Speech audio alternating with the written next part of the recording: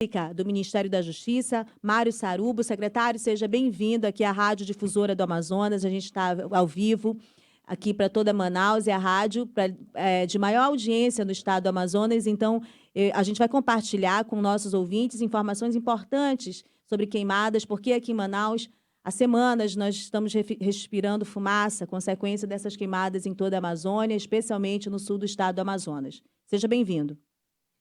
Muito boa tarde, quase boa noite a vocês e a todos os ouvintes da Rádio Difusora do Amazonas. Boa tarde. Secretário, quais são as informações que o senhor tem agora dessas medidas emergenciais? Eu sei que tem valores que já foram repassados para serem utilizados no combate a queimadas, mas já há também dados a respeito de contratação de brigadistas, de transferência de pessoas da Força Nacional e também dos bombeiros para atuar diretamente no combate a essas queimadas na Amazônia e no Pantanal. Olha, na verdade, é importante destacar que o Ministério da Justiça, através da Secretaria Nacional de Segurança Pública, desde o início do ano, vem trabalhando na região amazônica, também na região do Cerrado, aqui o próprio Pantanal, com a Operação Protetores do Bioma. São operações articuladas com os estados, fizemos várias aí no estado do Amazonas, na região norte, não é? Com as polícias e os bombeiros do Amazonas, do Pará, em toda a região norte, assim como aqui na região centro-oeste, que são locais mais propícios aos incêndios e com as dificuldades naturais de um bioma muito importante. A partir do último mês, quando esses incêndios começaram a ganhar muita potência, nós cada vez mais enviamos bombeiros da Força Nacional e fomos nos articulando. A partir da decisão do ministro Flávio Dino, já de quarta para quinta-feira passada, nós já deslocamos aproximadamente 150 bombeiros da Força Nacional. Nós expedimos ofícios para pelo menos 21 estados menos afetados pelos incêndios, recrutando, pedindo o apoio para que novos profissionais pudessem se juntar às frentes aí para apagar os incêndios. Não é? Ao mesmo tempo, o governo federal já liberou crédito extraordinário para pagamento de diárias, para custear esses deslocamentos, e eles já estão, uma boa parte deste efetivo já está em atuação aí no Amazonas, na região norte, assim como aqui na região centro-oeste. Secretário, desde o ano passado já havia a fala do governo do estado do Amazonas, em plena estiagem do ano de 23, que esse ano a estiagem seria mais rigorosa. Nós vivemos aqui realmente, como nós estamos vivendo hoje, com muita fumaça na nossa cidade, no estado, no interior. Isso aí foi repassado para vocês desde o ano passado? Minha pergunta todas essas ações que agora está sendo tomadas pelo governo, está dentro do cronograma do governo federal? Olha, é importante destacar que a Operação Protetores do Bioma, ela vem justamente em função dessa previsão de estiagem e da importância de se mudar a cultura de queimada que existe de norte a sul do país. Essa cultura só vai ser mudada se houver operações e que essas operações sejam exitosas em termos de punição daqueles que estão promovendo queimadas.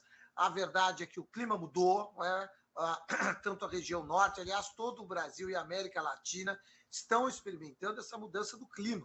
Nós vimos enchentes inéditas no Rio Grande do Sul, estamos experimentando o período de seca. O período de seca aqui em Brasília sempre foi muito forte, muito extenso, mas já batemos recordes aqui de dias sem chuvas. Então, o clima mudou, e o clima mudou de forma muito substancial.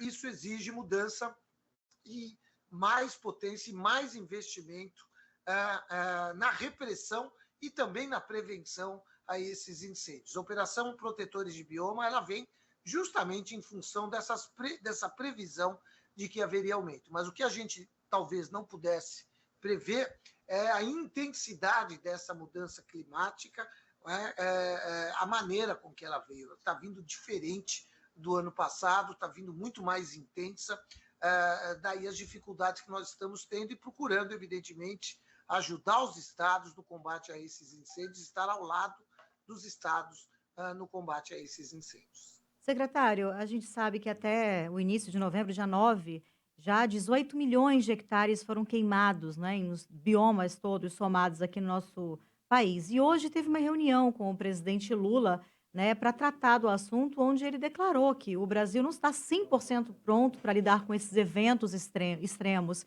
E aí eu queria saber, o senhor falou agora há pouco de prevenção, mas também de punição. É necessário mudar essas estratégias de punir pessoas criminosas que estão colocando fogo? Como é que a gente pode tratar isso? Já pensando para o próximo ano, porque isso vai voltar a acontecer, esses eventos não vão parar esse ano, secretário? Não, sem dúvida alguma. Eu acho que o trabalho preventivo ele começa com uma grande campanha, e já estamos trabalhando nisso, Ministério do Meio Ambiente, Ministério da Justiça e Segurança Pública. Eu acho que o trabalho preventivo ele vem com a punição daqueles que promovem as queimadas, porque quando se aplica a pena a alguém, essa pena ela tem um caráter preventivo geral muito importante, porque as pessoas passam a acreditar que se fizerem aquilo, serão presas, cumprirão pena, enfim. Então, isso é muito importante. Agora, eu tenho, muitos perguntam acerca de eventual possibilidade de mudança da legislação. E eu tenho sido aqui, eu tenho trazido um pouco da minha visão, disse há pouco num outro veículo, eu sou professor de Direito Penal há mais de 30 anos em sala de aula, em universidade, em pós-graduação. Eu tenho um pouco de medo de reformas pontuais, mais do que isso, reformas legislativas, no momento em que o fato está acontecendo, no momento em que um grande evento está acontecendo. Essa reforma ela vem muito com a emoção, normalmente ela vem pouco técnica, então acho que a gente tem que tomar cuidado. Acho que é uma hipótese, trabalharmos uma mudança de legislação, é uma hipótese, mas eu esperaria alguns meses, esperaria acabar essa comoção, esperaria que esses incêndios estivessem sob controle, que o incêndio baixasse, né, que a fogueira baixasse e que nós, num ambiente muito mais técnico e muito menos conflagrado por esse problema, nós pudéssemos discutir a eventual necessidade de punição.